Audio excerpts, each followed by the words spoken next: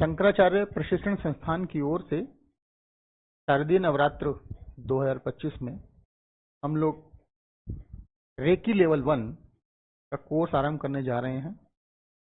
मेरे साथ उपस्थित हैं हमारे मेंटोर और प्रसिद्ध एस्ट्रोलॉजर श्री ओम प्रकाश जी। हम कोई भी काम करते हैं तो इनका मार्गदर्शन हमारे लिए आवश्यक होता है, इसलिए मेरा मन हुआ कि ये जो कोर्स है जो आरंभ करने जा रहे हैं, शंकराचार्य प्रशिक्षण संस्थान को इनका पूरा आशीर्वाद रहता है, तो मैं इनको इंट्रोड्यूस कराना चाह रहा था। प्रणाम।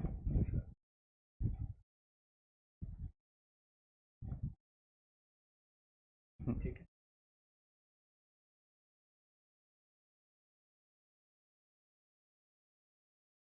रेकी, बहुत सारे मुझे मैसेजेस मिले कि रेकी का कोर्स आरंभ होना चाहिए, इसलिए हम रेकी का लेवल 1 कोर्स आरंभ करने जा रहे हैं।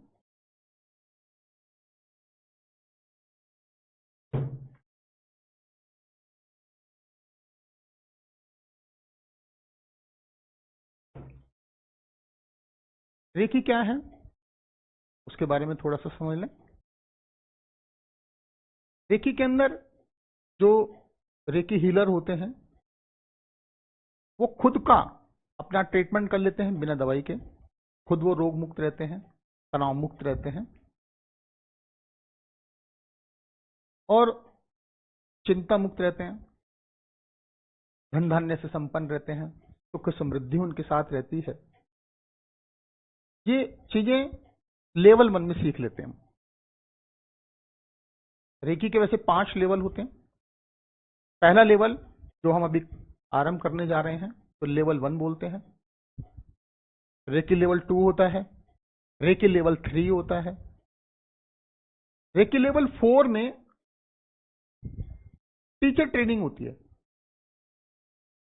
और रेकी लेवल 5 वो ग्रैंड मास्टर्स होते हैं।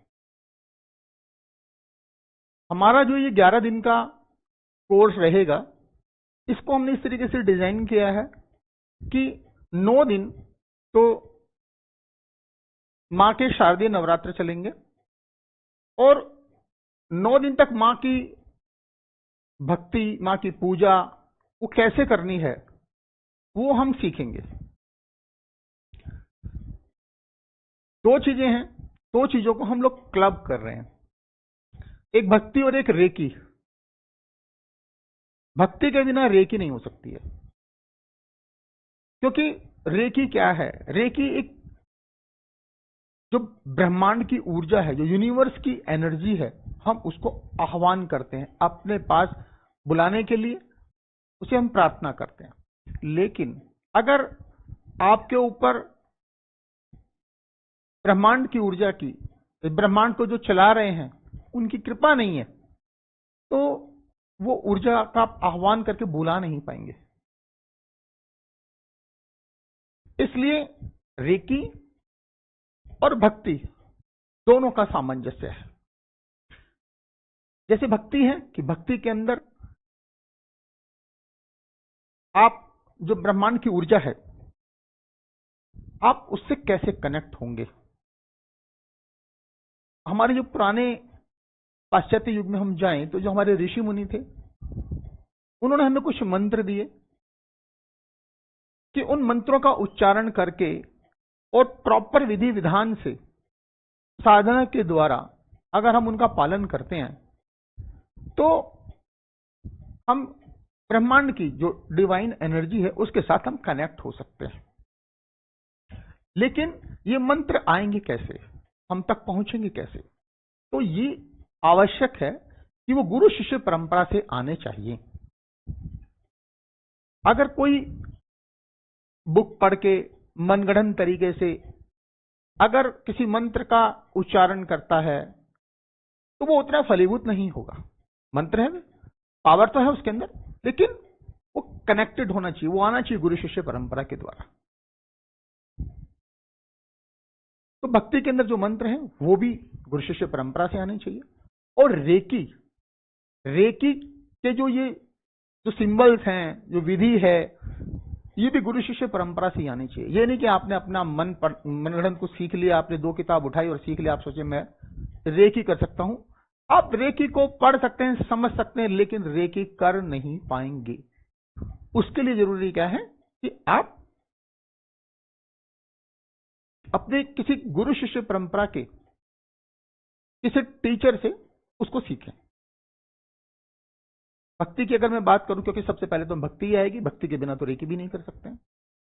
तो मैं अपना परिचय दूं, मेरा नाम डॉक्टर विजय वशिष्ठ है और आज से 2500 साल पहले आदि शंकराचार्य जी, उनका आविर्भाव हुआ, जिनको भगवान शिव का अवतार कहा जाता है। उन्होंने पूरे भारत में 4 मठों की स्थापना की। क्योंकि मैं दिल्ली में रहता हूं, तो मेरे जो निकट है वो उत्तर आमनाय पीठ है, शंकराचार्य जी द्वारा स्थापित उत्तर आमनाय पीठ, वो मेरे नजदीक है। तो वहां के जो शंकराचार्य जी हैं, उत्तर आमनाय ज्योतिष पीठाधीश्वर, वो मेरे गुरुदेव हैं। मैंने उनसे दीक्षा ली है। मतलब आदि शंकराचार्य जी से जो गुरु शिष्य परंपरा चल रही है, मैं उस लीनेज के अंदर हूं, मैं उस गुरु शिष्य परंपरा का एक अंग हूं। मेरा दायित्व भी बनता है कि आदि शंकराचार्य जी ने जो प्रयास किया कि पूरे भारत में हिंदू समाज कैसे आगे बढ़े, हमारे जो वेद हैं, पुराण हैं, उपनिषद हैं, उनका कैसे प्रसार हो, तो उसके लिए उन्होंने 4 पीठों की स्थापना की। इसलिए मैंने भी निर्णय किया कि मैं इस परंपरा का एक अंग बनकर इसको आगे बढ़ाऊं। ये तो मेरा भक्ति का परिचय है। रेकी में मैं अपना परिचय दूं। सबसे पहले जो रेकी की खोज की, जो फादर ऑफ द रेकी बोले जाते हैं, वो मिकाओ उसी बोले जाते हैं। 1865 में 1956 1865 से 1926 तक उनका जीवन काल था। उन्होंने रेकी की खोज की। उनके शिष्य, मैं इधर नाम लिख देता हूं, आपको इजी भी हो जाएगा।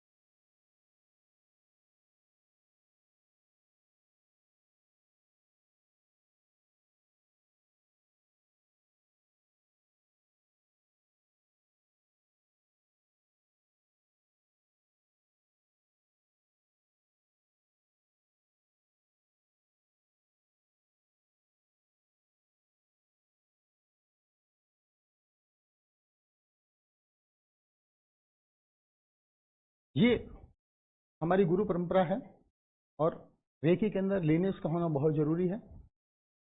मिकाओ उसी जी ने रेकी की खोज की, उनके शिष्य सुजीरो हयाशी, फिर उनके शिष्य हवाती टकाटा, फिर उनके शिष्य विलियम ली रैंड और उनके दो शिष्य विलियम शेन शियांग और रिचर्ड आर रिवार्ड। ये दो शिष्य, इन दो शिष्यों के फिर दो शिष्य डॉक्टर एन के शर्मा जी और डॉक्टर मोहम्मद तंजीर सिस्मेकी जी, ये दोनों मेरे गुरु हैं। मैंने इनसे रेकी सीखी है। तो ये हमारी लीनेज है। लेवल 1 के अंदर हम लोग 9 दिन तक माँ की आराधना करेंगे और 10वें दिन शक्तिपात की क्लास होगी।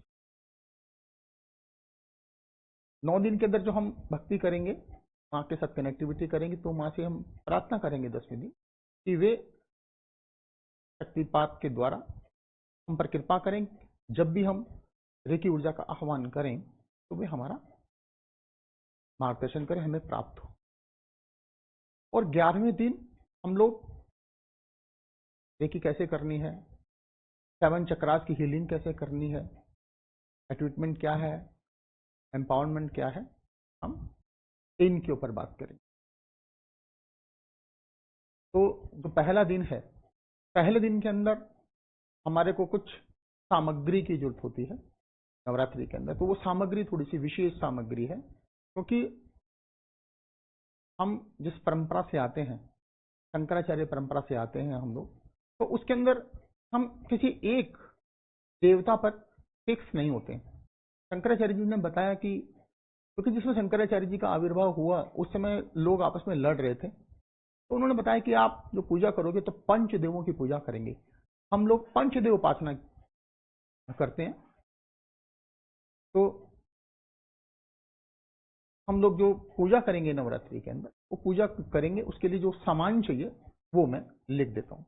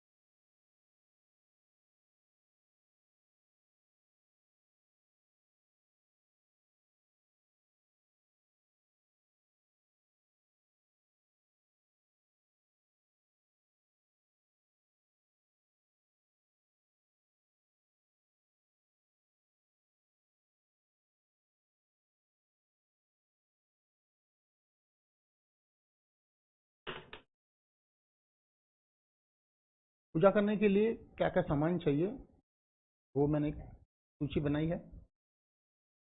आसन चाहिए, एक रुद्राक्ष माला चाहिए गले में पहनने के लिए,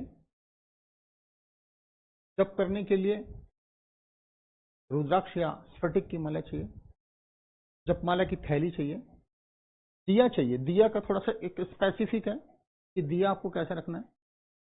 दिया ऐसा होगा, देखो इसमें बेस होगा, ये बेस होगा बेस, और ये पान के आकार का, ये प्रेस्क्राइब्ड है। गाय का घी हमने प्रयोग करना है। मार्केट के अंदर अमूल का गाय का घी आता है, अच्छा आता है, मदर डेयरी का भी आता है, भी अच्छा आता है, वो यूज कर सकते हैं। तो दिए के अंदर जो बाती रखेंगे हम,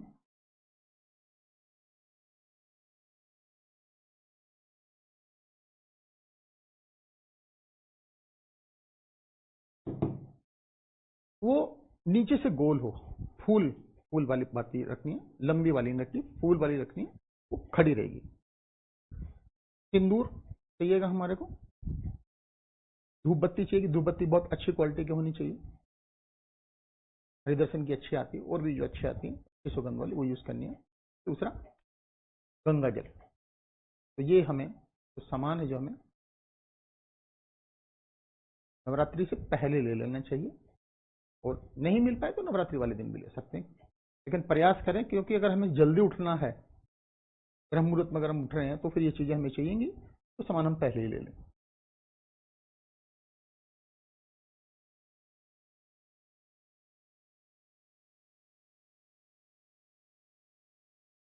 पूजा कैसे करनी है? पूजा के लिए सबसे पहले गंगा जल लेंगे, और गंगा जल लेके अपने हाथ में लेके पूरे घर में छिड़काव करेंगे उसका। तो पहले हम एक मंत्र बोलेंगे, वो मैं मंत्र लिख देता हूं।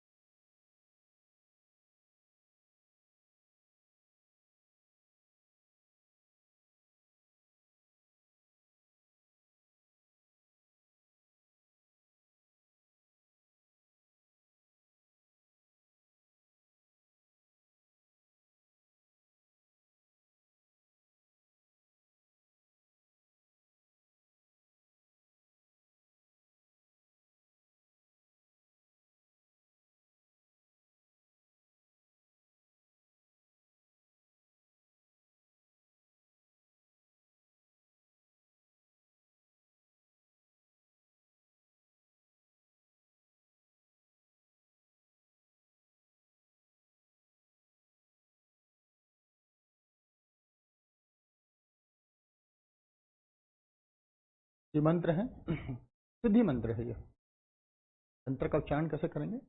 ओम न पवित्र पवित्रो वा स्रवस्थां गतोऽपि वा जय सम्रेत पुंडरीकाक्षं स बाह्यवंत्र शुचि।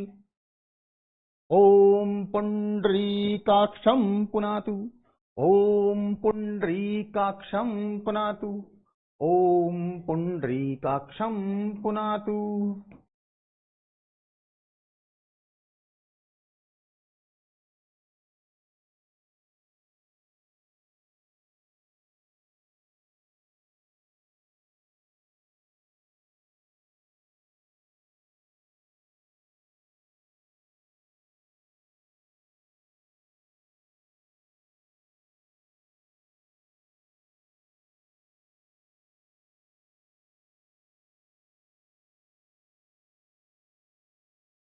तो ये मंत्र है, इसके बाद ये शुद्धि हो जाएगी इससे।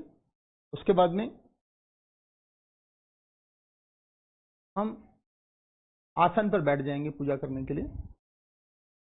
आसन पर बैठकर शिखा बंधन कर लेंगे, त्रिपुंड तिलक लगा लेंगे। त्रिपुंड तिलक के बारे में थोड़ा सा मैं समझा दूं, बहुत प्यारी आती है इसके लिए, कुछ ज्यादा इसके अंदर रॉकेट साइंस नहीं है। आप हरिदर्शन का भी एक ऐसा चंदन का मंगा सकते हैं, और तो थोड़ा सा उसको पेस्ट बना लिया लिक्विड टाइप का, और ये 2 उंगली जो है, इन 2 उंगलियों से उसमें डिप किया, और ये ऐसे लेफ्ट साइड से राइट से ऐसे लेके ये ऐसे जाएंगे यहां तक माथे पे। और फिर ये जो अंगूठा है, अंगूठे से पहले ऊपर वाला पूछेंगे, फिर ये नीचे वाला पूछेंगे, तो ये 3 लकीरें बन जाएंगी। और फिर लिक्विड सिंदूर ले लेंगे, और ये जो फिंगर है, किसी फिंगर से या थंब से आप डिप करेंगे, और बीच के अंदर जहां हमारा आज्ञा चक्र है, थर्ड आई है हमारी, यहां पर हम माता के लिए सिंदूर लगा लेंगे। इसका थोड़ा सा मतलब समझ लें, ये जो त्रिपुंड है ये भगवान शिव के लिए है, और जो बीच में जो बिंदी है ये माँ आदिशक्ति भवानी के लिए है। इसका मतलब हम माँ आदिशक्ति का भवानी का शिव के साथ मिलन कराते हैं, ये इसका लॉजिक है। जब हम तिलक लगा लेते हैं तो जो लोग जनेऊ धारण करते हैं वो अपना जनेऊ अगर अपवित्र है तो उसको दूसरा चेंज कर लें, जनेऊ धारण कर लें अपना।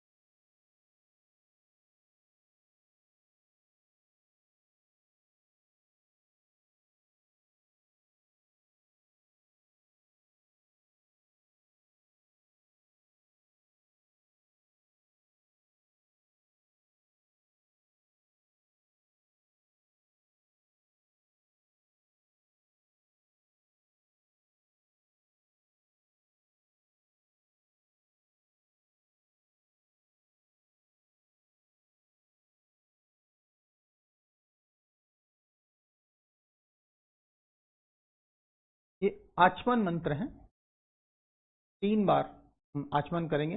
आचमन कैसे करना है, राइट हैंड में 1 चम्मच जल लेंगे पात्र से, आचमन पात्र से, उसको पिएंगे और बोलेंगे ओम केशवाय नमः। फिर दोबारा आचमन पात्र के जो वो चम्मच है उससे पानी लेंगे 1 चम्मच, इसको पिएंगे और बोलेंगे ओम माधवाय नमः। फिर तीसरी बार पानी लेंगे तो फिर ग्रहण करेंगे और बोलेंगे ओम नारायणाय नमः। तो ये 3 बार ऐसे करने से हमारा आचमन हो जाता है। ये हमारा हो गया कि आचमन कैसे करना है। अब पूजा, पूजा कैसे करेंगे, जैसे कि दिए के मैंने आपको बताया, दिए के अंदर जो फूल बाती है, लंबी वाली नहीं, फूल बाती को सिंदूर में डिप करेंगे और रेड कलर की हो जाएगी। ये जो तंत्र का भी हम लोग थोड़ा सा प्रयोग करते हैं, ये जो टेक्निक है, तंत्र मीन्स टेक्निक, हम टेक्निक का प्रयोग कर रहे हैं।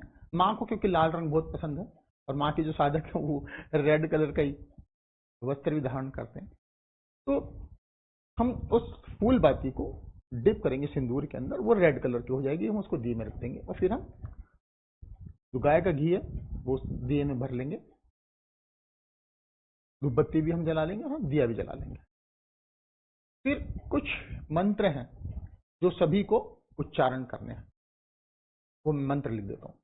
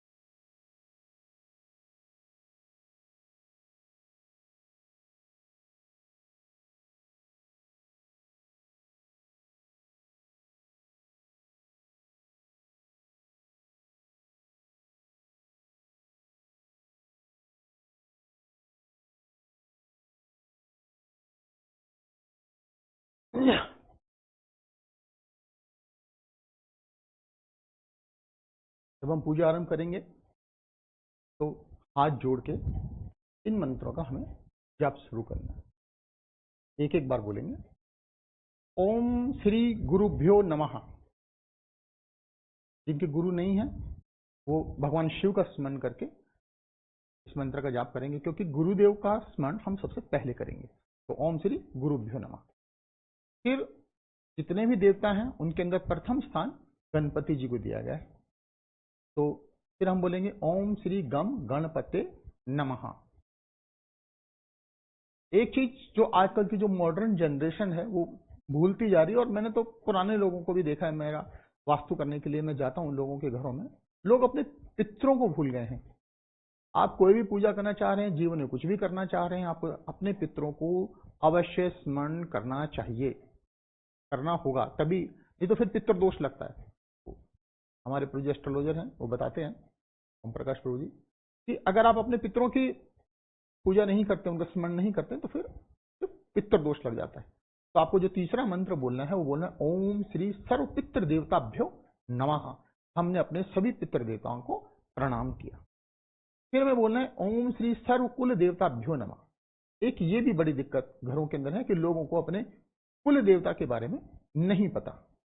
अगर आपको नहीं पता कोई बात नहीं, आप पता कर लीजिए अपने घर के जो बड़े बूढ़े हैं, अपने घर की जो कुल देवी है, कुल देवी मतलब हमारी मम्मी पापा जिनको मानते हैं, या हमारे दादा दादी जिनको मानते थे, या हमारे जो कुल में जिनकी पूजा होती आ रही है। क्योंकि हम, हो सकता है कि हमने अपने किसी देवता का चयन कर लिया हो, हमारी जिसे लगता है कि ये हमें ये अच्छे लगते हैं, हम इनकी पूजा करेंगे, कीजिए, कोई दिक्कत नहीं, वो आपके इष्ट हो सकते हैं। लेकिन हमें अपने कुल देवता या कुल देवी का स्मरण जरूर करना चाहिए, उनकी पूजा जरूर करनी चाहिए, नहीं पता तो पता कर लेनी चाहिए। तो हम जो चौथा मंत्र बोलते हैं वो बोलते हैं ओम श्री सर्व कुल देवताभ्यो नमः। पांचवा जो मंत्र है वो भगवान विष्णु जी का मंत्र है। भगवान विष्णु पालन करते हैं, और भगवान विष्णु के ही अवतार हैं भगवान श्री कृष्ण।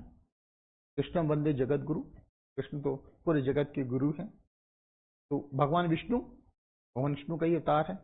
भगवान श्री राम, भगवान विष्णु ने अनेक अवतार लिए हैं। श्रीमद् भागवतम के अंदर अनेक प्रमुख अवतारों का वर्णन है, 25 अवतारों का वर्णन है, जिनको जो लोग 10 ही मानते हैं कि 10 ही मेन है, लेकिन श्रीमद् भागवतम में 25 अवतारों का वर्णन है।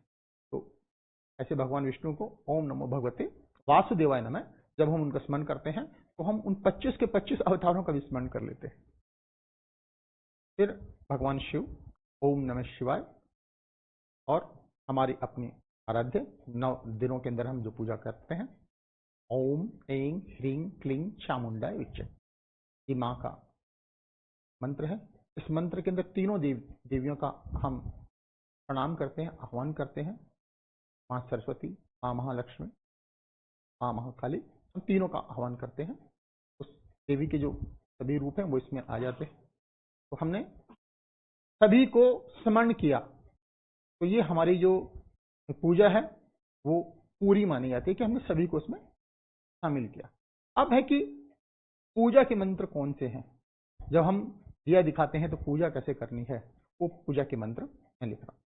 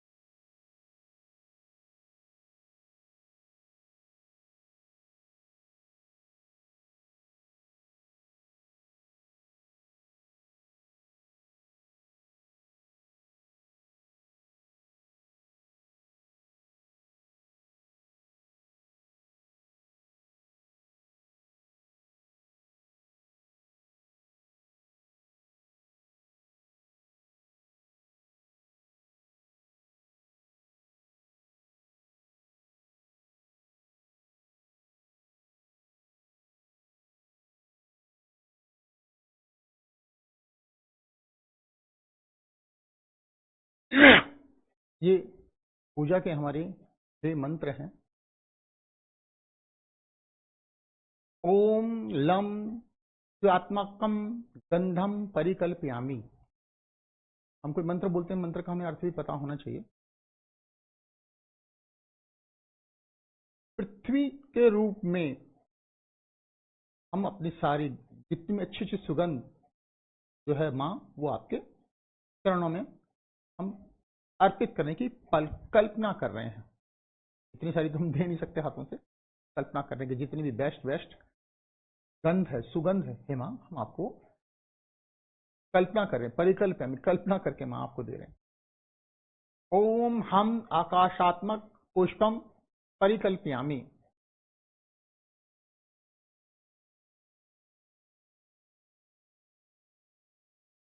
आकाश रूपी, आकाश में जितने पुष्प हो सकते हैं, आकाश जितने पुष्प, हे माँ, हम आपके चरणों में अर्पित करने की कल्पना कर रहे हैं। ओम यम वायुआत्मकम धूपम परिकल्पयामि। हे माँ, जितनी भी वायु के अंदर वायु के समान जो धूप है माँ, हम आपको परिकल्पना करें कि आपको अर्पित कर रहे हैं। ओम रम वही आत्मकम दीपम दर्शयामि। जितना भी ऊर्जा है माँ, दीप के रूप में हम आपको अर्पित कर रहे हैं। ओम वम अमृतात्मकम नैवेद्यम निवेदयामि। जितना भी माँ अमृत रूपी नैवेद्यम है, हमने जो रखा हुआ है, जैसे हम माँ को भोग लगाते हैं, हम